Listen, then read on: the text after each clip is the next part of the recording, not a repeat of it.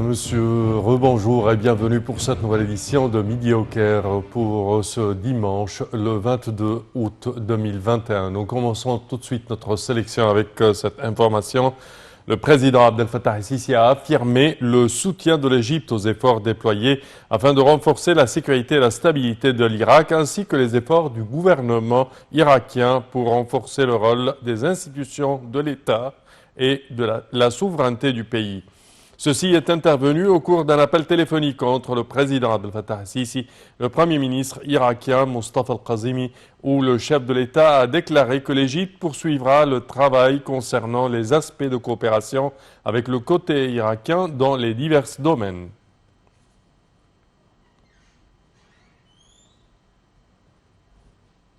Et le président Abdel Fattah el-Sisi a donné ses instructions au gouvernement pour développer le village de recherche situé à Toshka et compléter son infrastructure afin d'en faire un centre de recherche et de formation. La réunion a porté sur l'examen du plan d'expansion prospectif des terres désertiques bonifiées à travers la République, notamment au sud de la vallée de Toshka et à l'est de Al-Waynat. Les détails dans ce compte rendu signé Marwa Arafai Aïcha. El-Sisi s'est réuni avec le ministre de l'Agriculture et de la Bonification des Terres et Saïd El-Qasir en présence de hauts responsables de plusieurs sociétés.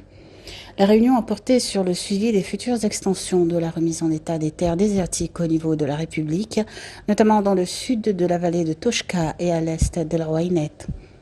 Le président El-Sisi a donné ses directives de développer et exploiter les villages de recherche situés à Toshka et l'achèvement de ces infrastructures pour en faire un centre de recherche et de formation de haut niveau qui fournit des cadres qualifiés.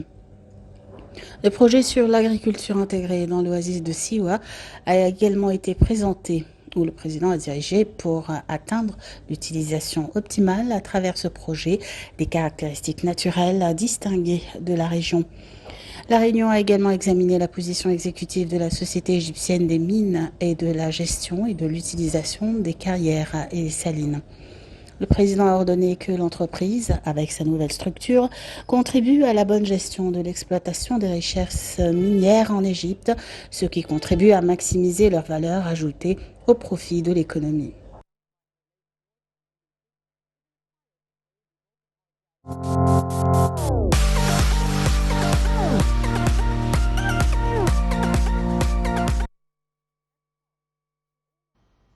Et le président Abdel Fattah el-Sisi a donné ses directives, le Premier ministre, plutôt, Dr Moustapha Madbouli, a inspecté samedi un nombre de projets de services et de développement à Alexandrie, dont les travaux du développement de l'axe Al-Ta'mir et son prolongement. Le chef du gouvernement était accompagné du ministre du Développement local, du gouverneur d'Alexandrie et du vice-président de l'autorité du génie militaire pour la région du Nord. Les détails dans ce compte rendu. Le Premier ministre Moustapha Madbouli a commencé sa visite dans le gouvernorat d'Alexandrie pour suivre la mise en œuvre d'un certain nombre de projets de services et de développement. Il a commencé sa visite par inspecter les travaux d'aménagement en cours dans l'axe de construction et son extension. M. Madbouli était accompagné du ministre du Développement local, le général Mahmoud Shahraoui, du gouverneur d'Alexandrie, le général Mohamed El-Sherif, et du vice-président de l'autorité d'ingénierie des forces armées pour la région du Nord, le général Ahmed El-Azizi. Les travaux de développement en cours dans l'axe ont été passés en revue et une explication a été entendue sur la mise en œuvre. Le Premier ministre a souligné l'importance de cet axe de circulation en tant qu'artère libre reliant le cœur d'Alexandrie à son extension urbaine actuelle et future. Il a souligné que le suivi et la promotion des travaux sont cohérents avec la vision de l'État d'étendre la mise en œuvre des voies de circulation et d'augmenter leur efficacité en tant que pilier principal pour la réalisation du développement. Et comme on venait de vous présenter un compte-rendu sur le fait que le président Abdel Fattah el-Sisi a donné ses directives au gouvernement pour développer le village de recherche situé à Toshka et compléter son infrastructure afin d'en faire un centre de recherche et de formation. La réunion a porté sur l'examen du plan d'expansion prospectif des terres désertiques bonifiées à travers la République, notamment au sud de la vallée de Toshka et à l'est de l'Rouainet. Et pour mieux aborder ce sujet, mesdames et messieurs, nous avons le plaisir d'accueillir au bout du fil Dr Amr Salah, qui est professeur de l'économie politique. Bonjour, Dr Amr. Bonjour, ça marche, le plaisir est toujours le mien. Bonjour. Parfait. Alors, si on parle de l'effet de ce centre, ce village de centre de recherche, le village situé à Toshka, pour en faire un centre de recherche et de formation dans la bonification des terres et son effet, je dirais, sur l'économie égyptienne. Oui, tout à fait. D'abord, je voudrais dire qu'au cours des 5-6 dernières années, le président Fattah al-Sisi n'a pas épargné aucun effort pour venir aux besoins du peuple égyptien, aux besoins des Égyptiens qui vont demain ou après-demain, très tôt, arriver au chiffre de 1,105 million de têtes. Et donc, avec cette croissance de la population en Égypte, un grand travail a été fait, notamment dans le travail de l'infrastructure, comme vous venez de le dire, dans la bonification des terres, et aussi dans la rationalisation de l'usage de l'eau. Nous savons tous le grand problème que l'Égypte fait face avec le barrage éthiopien. Oui. Donc, depuis des années, le gouvernement déploie tous les efforts possibles pour subvenir aux besoins agricoles, alimentaires de l'Égypte, notamment aussi dans le domaine de l'industrie agroalimentaire. Vous savez que le président Fattah al-Sisi a inauguré récemment dans la ville de Sadat, dans le gouvernement de Monofeya, le grand complexe agro-industriel qui intervient dans le cadre de la sécurité alimentaire de l'Égypte. Et donc, aujourd'hui, le président Fattah al-Sisi, qui donne l'importance au projet de Toshka, ce projet qui avait été, à mon avis, abandonné depuis plusieurs années. C'est un projet gigantesque que le président Fattah al-Sisi ordonne la construction d'une base scientifique dans cet endroit.